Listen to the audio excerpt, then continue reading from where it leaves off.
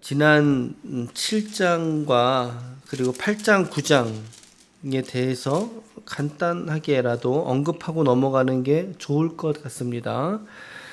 지난 한 주간에 우리가 보았던 7장의 말씀은 결혼에 대한 조언을 바울이 해 주었습니다. 결론적으로 말한다면 결혼 관계를 통해서 하나님이 기뻐하시는 가정이 되라는 것입니다. 그것이 중요한 것이죠. 그런데 만약에 그렇지 못할 것 같으면 차라리 홀로 사는 것이 훨씬 더 낫다라고 하는 조언이었습니다. 우리 지체들의 가정 안에 하나님의 영광이 충만하고 그 하나님의 은혜가 넘쳐나는 가정들이 다 되시기를 축복합니다. 아멘. 7장의 이야기는 결혼에 대한 주제를 좀 담고 있었고 8장에 오면 이게 토요일 본문이에요. 8장이 우리가 설교로 섬기지 못했지만 8장에 오면 우상에게 바쳐진 제물을 먹어도 되느냐라고 하는 문제를 다루고 있었단 말이죠. 분명히 고린도 교회 안에는 이 일로 인한 우상에게 바쳐진 예물을 먹어야 되느냐 말아야 되느냐라고 하는 것에 대한 다툼이 있었어요. 분쟁이 있었다는 것 이제는 우리가 쉽게 추측할 수 있는 그런 대목이 돼버렸죠. 그러니까는 교회 안에서도 누구는 먹어야 된다라고 주장하고 누구는 먹는 사람들을 판단하는 거죠. 어떻게 그리스도인으로서 우상에게 바쳐진 예물 너희가 먹을 수 있니? 먹으면 안 돼. 바울이 뭐라고 이야기했습니까? 결론적으로 말한다면 가능하다는 거였어요. 가능하다는 거였어요. 우상 자체가 실제 하는 능력이 있는 존재예요? 아니에요? 아니란 말이죠. 사도 바울은 뭐라고까지 얘기했습니까? 우상? 야, 그거 아무것도 아니야. 이렇게 아무것도 아니라고 말했어요. 우상 자체가 허구거든요. 그러기에 그리스도인들이 아무리 이방인들의 신에게 바쳐진 그런 이력이 있는 제물이라 할지라도 우리의 신은 실제고 그들의 신은 가짜이기 때문에 실제인 우리가 그들에게 바쳐진 제물 먹을 수 있다라는 거죠. 그런데 먹지 말아야 될 두 가지의 조건을 언급하고 있었어요. 뭐냐면 첫 번째는요, 마음에 꺼리낌이 있이는 먹지 말라는 거죠. 마음속에 저 우상이 바쳐졌던 건데 내가 먹으면 될까? 그렇게 불편한 마음 가지고 먹지 말라는 거죠. 그렇게 불편한 마음을 갖고 왜 먹어요? 먹지 마세요. 그것은 양심을 속이는 일이다라고 바울이 이야기하고 있어요. 두 번째는 뭐냐면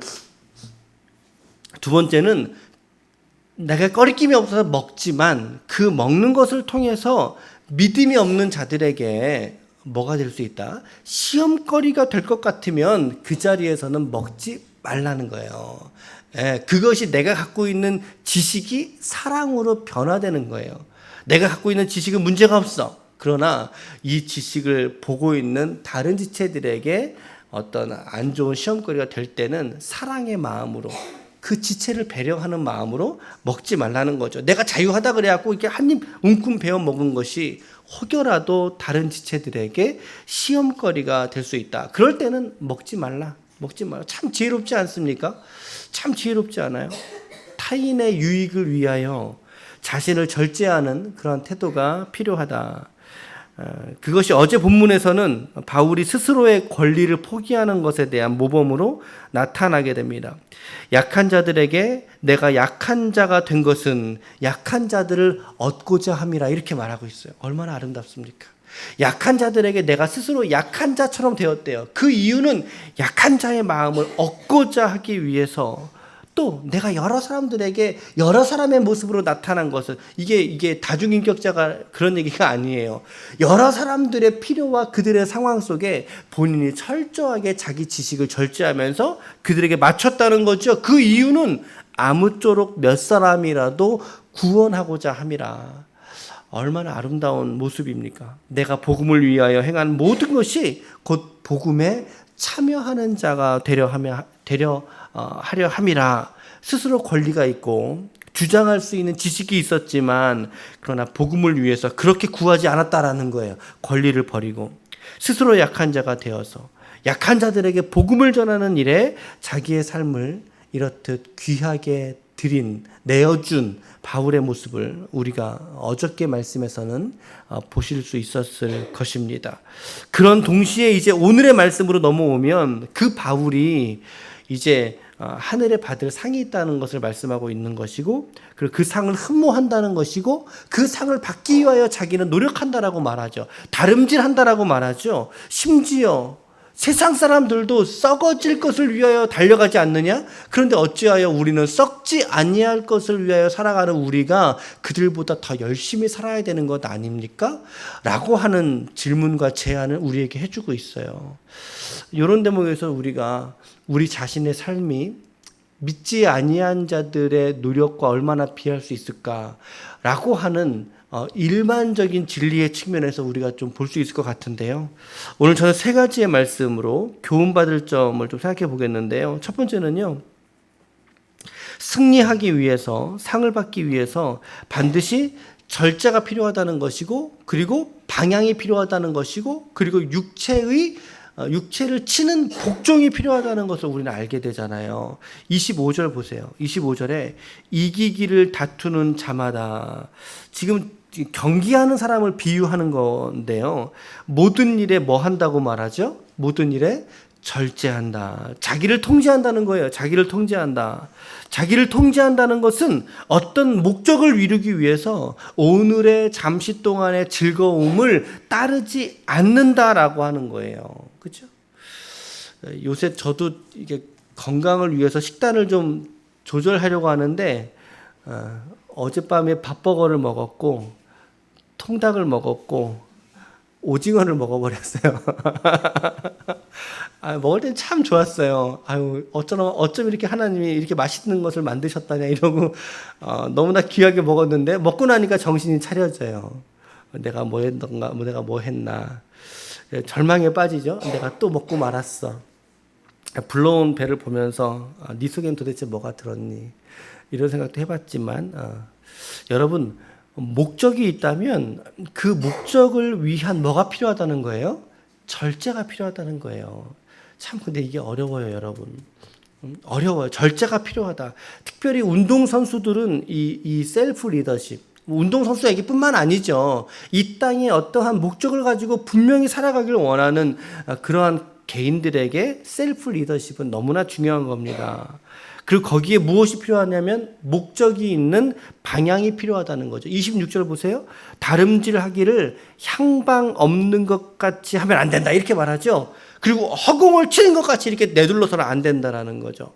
목적을 이루기 위한 정확한 방향이 설정돼야 된다. 예를 들어 내가 살 빼기를 원한다면 왜 살 빼기를 원하냐라는 거예요. 뒤에 계속 좀 이야기가 있으니까 여러분들이 좀 더 묵상을 좀 해보세요. 그리고 27절에 내 몸을 쳐서 복종하게 함은 이렇게 말하죠. 다름질하는 자가 상 받기 위해서는 자기 절제 필요한 거예요. 그리고 목적의 설정 필요한 거예요. 그리고 육신의 복종이 필요하다라는 거죠. 어떤 분들은 이런 이야기를 보면서 목사님 이거는 너무나 처세 아닙니까? 아니면 이런 얘기들 청년들한테 하는 이야기 아닙니까? 라고 우리가 생각할 수 있어요. 근데 그렇지 않은 것 같아요. 왜냐하면 우리도 분명한 어떠한 영적인 성장에 대한 목적을 갖게 된다면 여러분들이 이 자리에 이렇게 새벽 예배 이렇게 우리가 나와서 예배 드리잖아요. 얼마나 귀한지 몰라요. 요 근래에 이 지역 안에서도 새벽에 이렇게 예배 드리는 교회들이 많지 않아요, 여러분. 근데 우리 예배에 나오잖아요. 새벽 예배 나와서 예배 드리잖아요. 이거 얼마나 거룩한 목적입니까? 이게 얼마나 거룩한 우리의 신앙의 추구냐는 거죠. 내가 새벽의 제단을 내가 정말 잘 쌓아 드려야 되겠다라고 하는 목적을 가져야 될 때도 우리가 이러한 세 가지의 이러한 가치들이 너무나 필요하다는 것을 우리가 알지 않습니까? 절제하기 위해서 여러분 아무리 늦어도 11시 전엔 주무셔야 돼요. 주무셔야 돼요. 절제하셔야. 재밌는 드라마 해도요. 그거 딱 끊으시고 주무셔야 돼요. 새벽 5시가 되면 우리가 눈꺼풀이 쉽게 떠지지 않지요. 우리의 육신, 연약한 육신을 쳐서 예배의 자리를 복종시키는 거죠. 우리의 육신을. 이것이 신앙적인 것뿐만 아니라 일상 안에서도 적용할 수 있는 보편적인 진리 가운데 하나다라고 하는 생각을 오늘 해보게 됩니다. 자기 절제, 목표의 설정, 그리고 육신의 복종. 이것은 상당히 중요한 처세 중에 하나이기도 합니다. 두 번째는 은혜를 경험하고 멸망하는 자가 돼서는 안 된다라는 거예요. 10장 1절에서부터 5절까지 있지요. 매일 성경에서 광야에서 넘어진 이스라엘 백성 이렇게 제목 달아줬는데 내용의 말씀을 보시면 홍해 사건을 뭘로 비유해요? 세례로 비유하고 있어요. 홍해 사건을. 그리고 출애굽기 17장에 보면 반석을 쳐서 거기에 물을 내는 사건이 등장하는데 거기서 그 반석을 쳐서 물을 마셨던 사건을 예수 그리스도를 경험한 사건이라고 비유하고 있거든요. 4절 말씀 보시면 하반절에 반석으로부터 마셨음에 그 반석은 곧 뭐라고요? 그리스도시라. 이스라엘 백성이 세례를 받았어요. 그리고 그들은 광야 생활 속에서 예수를 경험했던 사람들이에요. 그런데 그들의 모습은 어떤 모습으로 하나님께 비춰졌냐면 5절 말씀에 그러나 그들의 다수를 하나님이 뭐 하지 않으셨다고요? 기뻐하지 않으셨다. 그래서 그들이 광야에서 멸망받지 않았느냐라고 말합니다. 멸망받았다라고 하는 표현으로 본다면 그들의 구원의 가능성이 적다는 것을 우리가 알 수 있지요. 여러분, 세례받고도 멸망할 수 있네요. 이 말씀으로 본다면, 그렇죠? 바울이 얘기하잖아요. 광야에서 세례를 받고도 그들이 멸망해. 여러분, 그러니까 세례 받음이 곧 우리의 구원을 확증하는 게 아니라는 걸 다시 한번 우리가 볼 수 있어야 돼요, 여러분. 예. 광야에서 하나님이 그들을 기뻐하지 않았다라고 말하는데 왜 기뻐하지 않았을까요? 사실은 그것은 그들이 40년의 시간 동안 하나님께 수많은 원망했기 때문에, 수많은 원망과 불평의 소리를 광야에서 냈기 때문에 그래요. 이스라엘이 광야 40년 동안에 하나님께 얼마나 많은 은혜를 받은 사람들입니까? 밤에는 불기둥, 낮에는 구름기둥, 그렇죠? 메추라기를 때마다, 물을 때마다 맞춰주시고, 그러나 그럼에도 불구하고 하나님께 감사하기보다 불평하고 하나님을 기뻐하기보다 자기 생존의 만족을 위해서 하나님을 이용하는 그러한 작태를 보여주었기 때문에 하나님이 그들에게 실증을 나시는 거죠. 그들이 실어버린 바 됐다라는 거예요. 여러분, 우리가 신앙생활 하면서도 이런 광야와 같은 시간을 지날 때가 있어요. 그럴 때 가장 중요한 것은요, 우선은 우리의 믿음을 잃지 않는 게 중요해요. 우리의 믿음을 잃지 않는 게 중요하고, 또 한 가지는 그러한 처지와 상황 속에 있을지라도 하나님께 감사하는 신앙을 가지시는 거예요. 하나님께 감사하는 신앙을 가지시는 거예요. 광야 40년의 시간 동안 이스라엘에게 감사가 있었습니까, 여러분? 한번 곰곰이 생각해 보세요. 감사가 있었을까요? 아니요, 그렇지 않아요. 불평과 원망에는 얼마나 빨랐는지 몰라요. 얼마나 빨랐는지. 출애굽기 말씀을 여러분들에게 좀 이렇게 꼼꼼히 읽어보세요. 깜짝 놀랍니다. 야, 이 사람들이 조금 전에 그 사람들 맞아? 이런다는 거죠. 뭐 예를 들면은 출애굽기 15장에 출애굽 사건이 있잖아요. 근데 바로 연이어 등장하는 게 마라의 쓴물 사건이에요. 얼마나 원망이 빠른지 몰라요, 이 사람들이요. 이런다는 거죠. 여러분, 은혜를 경험한 이후에 그 은혜를 유지시키는 비결이 사실은 큰 게 아니죠. 하나님께 감사하려는 마음들이, 감사하는 믿음이 될 때 광야의 시간을 은혜 가운데 지날 수 있는 줄로 믿으시길 바랍니다. 여러분들에게 혹시 광야를 내가 지나고 있는 것 같습니까? 그럴 때 더욱더 하나님께 감사를 찾아보십시오. 감사를 발견해 보십시오. 여러분들이 은혜가 보존될 줄로 믿습니다. 마지막 세 번째로는 선줄로 생각하지 말고 넘어질까 조심하셔야 된다는 거예요. 12절 말씀을 같이 읽어볼게요. 12절 시작.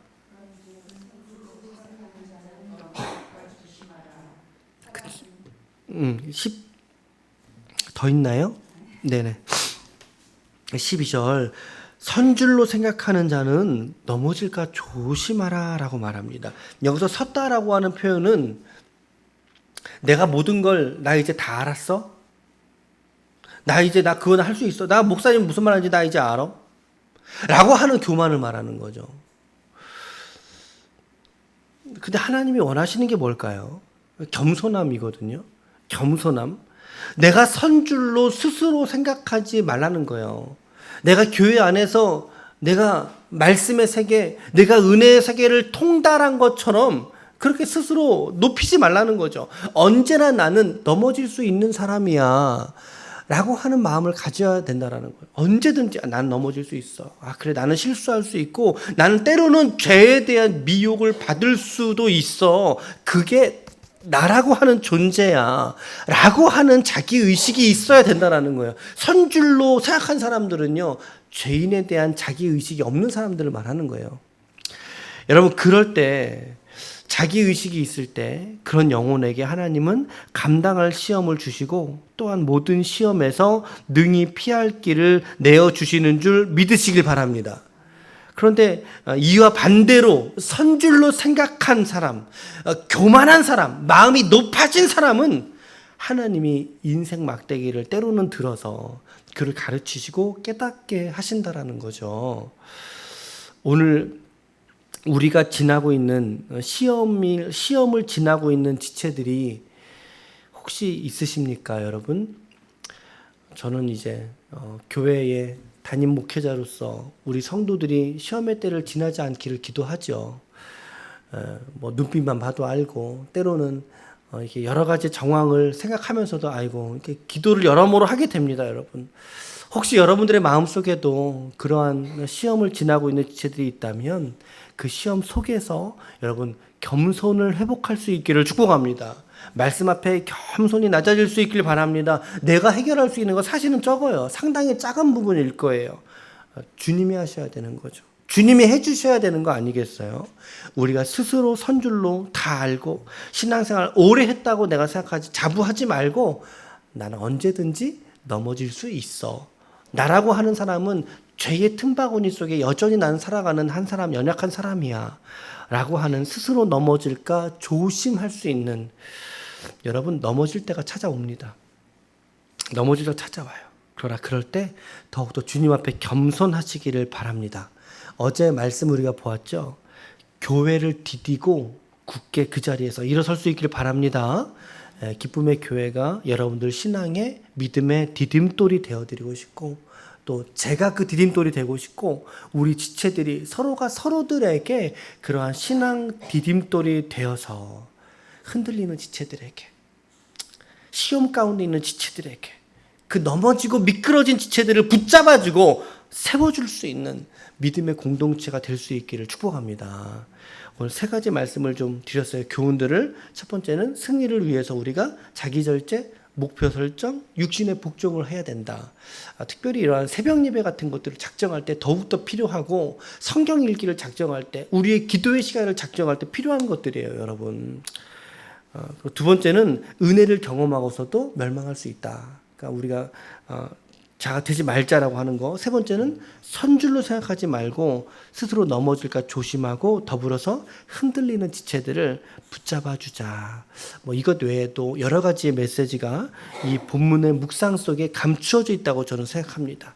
이 중에서 여러분 오늘 한 가지라도 여러분들에게 주신 말씀이 있다면 그 말씀 붙드시고 또 오늘도 그리고 이번 한 주간도 믿음 안에서 승리할 수 있는 하나님의 거룩한 종들이 다 되시기를 예수님의 이름으로 축원합니다.